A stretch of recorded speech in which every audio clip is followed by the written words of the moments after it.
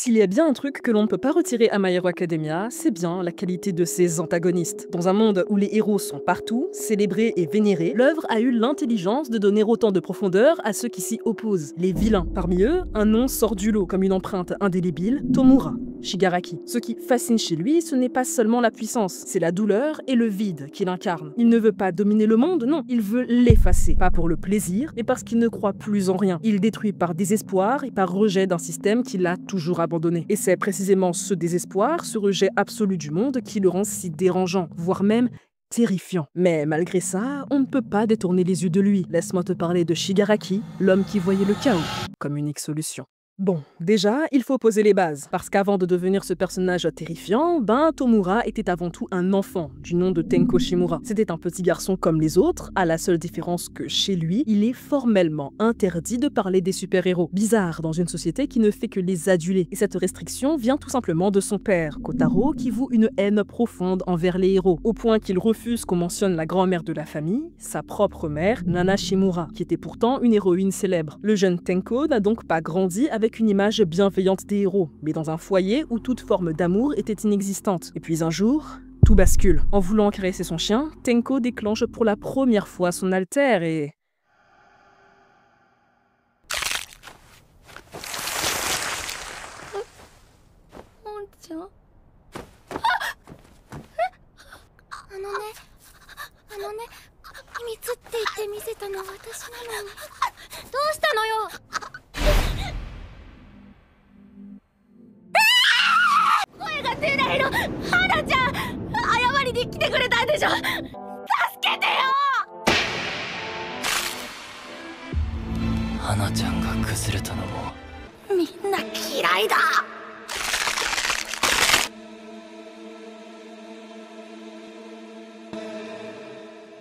Sa famille vient de disparaître de ses mains. À ce moment-là, ce n'est pas un monstre que l'on voit, mais un enfant en détresse, submergé par la peur, la tristesse, et qui cherche à comprendre ce qu'il vient de se passer. Sauf que lorsque son père arrive sur la scène horrible, au lieu d'essayer de l'aider, de le prendre dans ses bras et de comprendre, il l'insulte et le frappe. Et ça... c'est la goutte de trop. Tenko se jette sur lui, s'acharne et finit par le tuer. Mais ce n'est plus la peur qui le consume. Le jeune enfant arbore un sourire terrifiant sur son visage, comme s'il avait trouvé sa voie. En fait, il faut comprendre que ce choc immense a créé chez lui une sorte de pulsion de mort, un besoin de tout faire disparaître pour ne plus souffrir. Tenko commence alors à se gratter de façon compulsive jusqu'au sang parce que sa douleur est trop forte pour être exprimée avec des mots. Ce qui rend cette histoire encore plus choquante, c'est ce qu'il se passe après. Tenko erre dans la rue, en pleurs, couvert de sang et de poussière, mais personne ne s'arrête pour l'aider. Les adultes, les héros, tous l'ignorent. Pire même, ils le regardent avec dédain et mépris. Et ça, tu vois, c'est ce qu'on appelle l'anomie. C'est quand la société ne joue plus son rôle, que plus rien ne tient et que l'individu est complètement abandonné. En quelques jours, ce petit garçon a tout perdu. Sa famille, son innocence et même sa place dans le monde. Il n'est plus qu'un enfant seul, terrifié, que tout le monde rejette. C'est là qu'All for One entre en scène, autre antagoniste de l'œuvre. Il trouve Tenko abandonné et le recueille. Il lui parle doucement, lui donne à manger et le traite avec gentillesse. Pour un enfant brisé, ce geste ressemble à un miracle. Mais en réalité, All for One ne veut pas l'aider,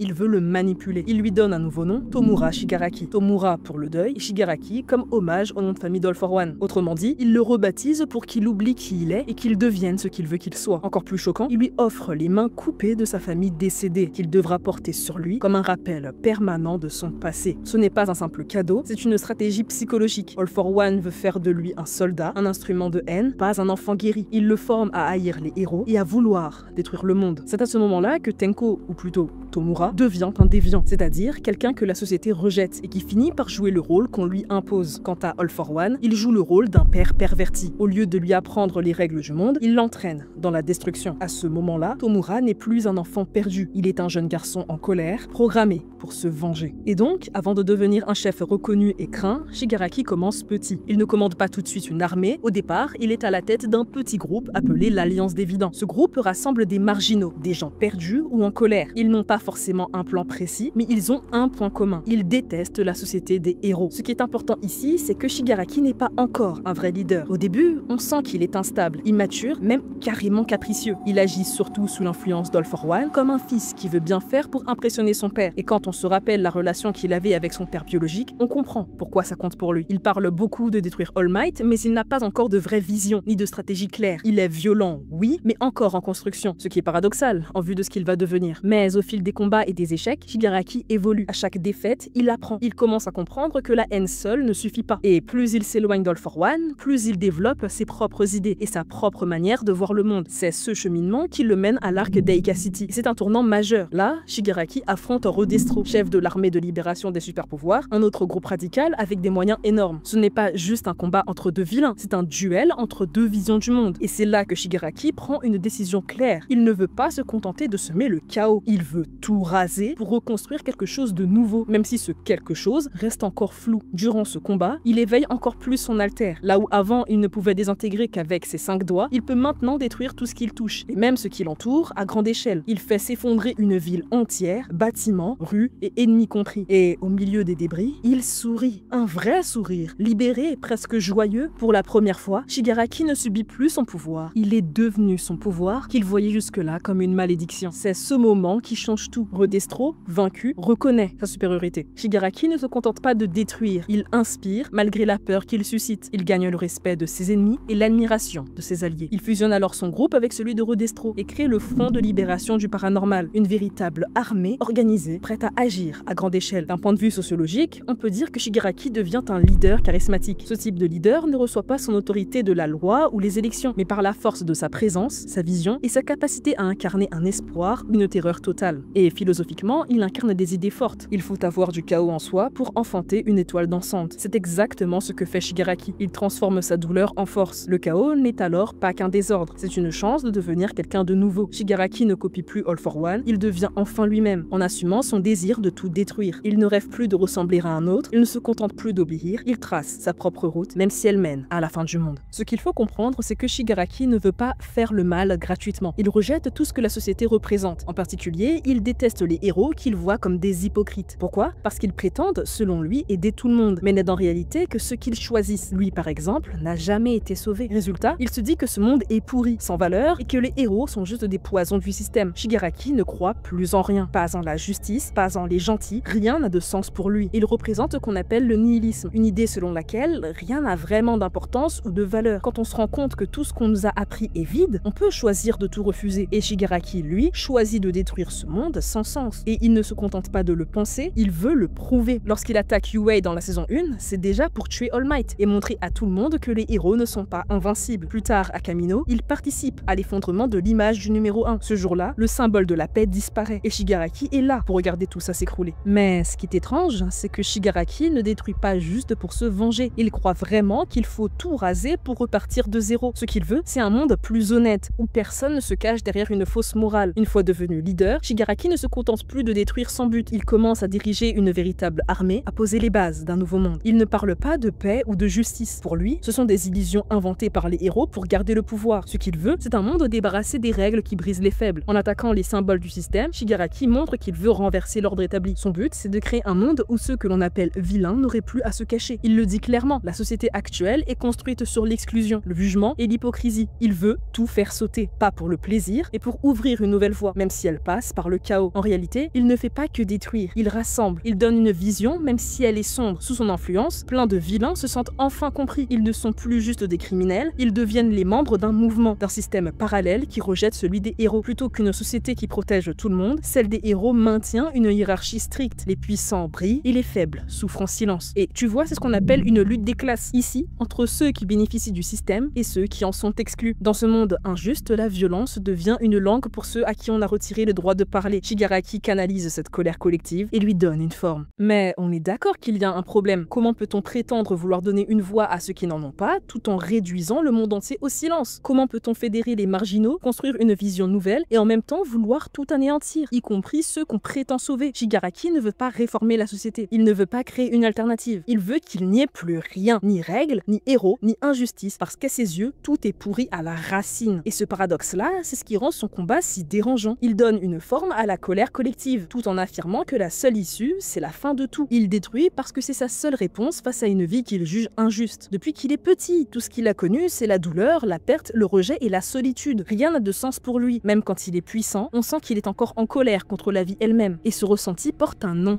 l'absurde. Ce moment où tu te rends compte que la vie n'a pas vraiment de but, que les règles sont arbitraires et que tu souffres pour rien. Dans cette philosophie, il y aurait 3 façons de réagir: fuir, accepter ou se se révolter. Et Shigaraki, lui, choisit la révolte extrême. Il veut que tout s'arrête, même l'existence. Dans la saison 6, après avoir été transformé par le docteur Garaki, on voit bien qu'il n'a plus peur de rien. Mais ce vide, il le transforme en volonté d'anéantir. Psychologiquement, c'est comme si Shigaraki vivait un suicide étendu. Pas seulement lui-même, mais le monde entier doit disparaître pour que la douleur cesse. C'est sombre, mais ça explique pourquoi il agit comme ça. Il ne cherche pas à vivre mieux, il cherche à ce que personne ne souffre comme lui, quitte à faire disparaître le monde entier. Et en vrai, ce qui fait que Shigaraki chamboule tout, c'est parce qu'il montre à quel point la société héroïque ne fonctionne pas si bien. Ce n'est pas un méchant sorti de nulle part, c'est une conséquence directe de tout ce qui ne va pas dans un monde soi-disant protégé par les héros. Si on prend le temps d'analyser son histoire, on comprend que Shigaraki est le reflet des failles du système. Dans le monde de MHA, les héros sont vus comme des modèles. Ils ont des costumes, des fans, des sponsors. Mais est-ce que ça fait vraiment d'eux des bons protecteurs? Shigaraki nous pousse à poser cette question. Dans cet univers, les héros sont choisis, notés et classés selon leur popularité et leurs résultats. Ils doivent faire du chiffre, de la communication et des partenariats. Du coup, ils deviennent plus proches de célébrités que juste défenseurs du peuple. Ce système fait que beaucoup de héros préfèrent s'occuper des situations visibles, là où les caméras tournent, plutôt que d'aider les gens vraiment en détresse. Par exemple, dans l'arc du raid contre le Front de libération du paranormal, on voit certains héros hésiter, paniquer ou carrément fuir face à la destruction provoquée par Shigaraki. Et ce n'est pas la première fois. Endeavor, par exemple, est montré comme un héros numéro 1, mais c'est aussi un père abusif, violent et traumatisant. Le contraste entre son statut public et sa réalité privée montre que les héros ne sont pas toujours ce qu'on croit. En fait, Shigaraki accuse les héros d'être complices du système. Ils ne le remettent pas en question, ils l'entretiennent, même quand il est injuste, même quand il crée des vilains. Ce que Shigaraki rejette, ce n'est pas juste quelques héros, c'est l'idée même que la société puisse être sauvée par des gens en costume qui ferment les yeux sur ce qui dérange. Alors oui, les héros ne sont pas tous mauvais, certains essaient vraiment de faire le bien, mais tant qu'ils travaillent dans un système qui récompense l'image au lieu de l'action, ils restent responsables des dégâts qu'ils ne peuvent pas voir. Et Shigaraki, lui, est là pour leur faire payer le prix de cette lâcheté. Parce que quand on pense aux méchants, on imagine souvent qu'ils sont mauvais par nature. Mais ce n'est pas si simple. Shigaraki est devenu méchant parce que la société l'a brisé. Petit, il rêvait d'être un héros, mais à force d'être maltraité, ignoré puis manipulé par All for One, il a perdu toute confiance dans ce monde. Chaque étape de sa vie l'a éloigné un peu plus du bien. Ce n'est pas qu'il a choisi le mal, c'est que c'est le seul chemin qu'on lui a laissé. C'est ce qu'on appelle en sociologie la construction sociale du mal. Un enfant n'est pas dangereux par nature, mais s'il grandit dans la violence, l'abandon et le rejet, il finit par devenir ce que la société projette sur lui. Shigaraki a été vu comme un problème, un monstre, alors il est devenu ce monstre. Si on traite quelqu'un comme un déviant, un marginal, alors il finit par l'être pour de vrai. C'est ce qui est arrivé à Tenko Shimura, un petit garçon abandonné, étiqueté dangereux, qui finit par tout rejeter, y compris l'idée même de société. En ce sens, il est plus qu'un simple méchant. C'est un miroir, un cri, un rappel que parfois, les plus grands dangers naissent des injustices qu'on refuse de voir. Après tout ce qu'on vient de dire, quelque chose devrait te déranger profondément. Pourquoi est-ce que Shigaraki nous plaît autant comme vilain? Oui, soyons honnêtes, il détruit, tue, menace, et pourtant on ne peut pas s'empêcher d'être fasciné par lui. Qu'est-ce que ça dit de nous en tant que spectateur? Qu'un personnage aussi violent et sombre puisse attirer autant notre attention? Cette question dérangeante, tu dois oser te la poser, car c'est exactement ce qui fait la force de ce personnage. Et il te rappelle sûrement quelqu'un, le Joker, l'ennemi culte de Batman. Comme lui, Shigaraki est chaotique, imprévisible, totalement hors de contrôle. Il ne respecte aucune règle ni aucune morale. C'est exactement ce qui le rend captivant. Avec lui, tout est possible. Et surtout le pire, tu ne peux jamais savoir comment il va réagir, ce qu'il va faire, et cette incertitude te pousse à en vouloir plus. Mais il y a autre chose qui rend ces personnages aussi fascinants. Ils ne sont pas simplement mauvais pour être mauvais. Ils sont complexes, intelligents, et surtout, ils sont les seuls à dire tout haut ce que tout le monde pense tout bas. Quand Shigaraki critique les héros, qu'il montre leur hypocrisie, tu ressens qu'il touche juste. Par exemple, pendant la saison 6, lorsqu'il combat Midoriya, Shigaraki le pousse à bout non seulement physiquement, mais aussi moralement. Il lui pose une question simple, mais pourtant impossible. Comment peux-tu sauver quelqu'un qui ne veut que tout détruire? Ainsi, Shigaraki agit comme un miroir sombre pour le héros. Il révèle toutes les faiblesses cachées derrière la façade héroïque. Tu te rends alors compte que le héros n'est pas parfait, qu'il a peur, qu'il doute, qu'il souffre. Et c'est cette fragilité révélée par Shigaraki qui rend l'histoire passionnante. Si on aime autant ces vilains complexes, c'est parce qu'ils nous permettent de ressentir ce qu'on appelle une catharsis, c'est-à-dire une libération émotionnelle. Shigaraki dit tout ce que tu n'oses pas dire dans la vraie vie. Il exprime toute la colère, la frustration, l'injustice que tu peux ressentir devant les choses qui ne fonctionnent pas dans le monde. Quand il détruit tout, il le fait à ta place. Et ça peut te soulager secrètement. Pense au moment où on revoit son enfance. Tu te surprends à avoir pitié de lui. Tu comprends qu'il n'est pas devenu mauvais par hasard. Tu sais que ce qu'il fait est horrible, mais tu comprends aussi sa douleur. Et c'est là que tu ressens une empathie bizarre. Tu veux qu'il perde, mais tu ne peux pas totalement le détester non plus. Shigaraki devient alors un personnage tragique tragique. Il n'est pas simplement méchant, il est surtout blessé. C'est ce mélange d'horreur et de compassion qui rend son histoire aussi prenante. Est-ce que ça veut dire qu'il a eu raison? La réponse évidente est non. Mais est-ce que cela veut dire que tout ce qu'il dit est faux? Là aussi, la réponse est non. C'est ça qui est troublant chez lui. Il te pousse à réfléchir sur des sujets complexes. Jusqu'où peut-on aller quand on est victime d'injustice? C'est exactement le dilemme moral que tu ressens face à lui. C'est pour ça que Midoriya a réagi comme il l'a fait. Parce qu'au fond, même lui sent que Shigaraki n'est pas entièrement responsable de son état. Il croit qu'il y a encore quelque chose à sauver en lui. Cela montre juste l'ambiguïté morale du personnage. Il n'est jamais entièrement condamné et jamais entièrement excusé. Et c'est justement ce doute, cette possibilité que Shigaraki puisse être sauvé, qui rend son histoire aussi forte émotionnellement. Tu n'es jamais totalement sûr qu'il est impossible de le ramener du bon côté, malgré toute l'horreur de ses actes. Et c'est précisément cela qui te garde attaché à lui. Il te fait réfléchir, il te dérange, et en même temps, tu ne peux pas détourner les yeux. Il te rappelle que, derrière chaque monstre, il y a souvent une victime. Et ça, c'est peut-être la vérité la plus dérangeante de toutes.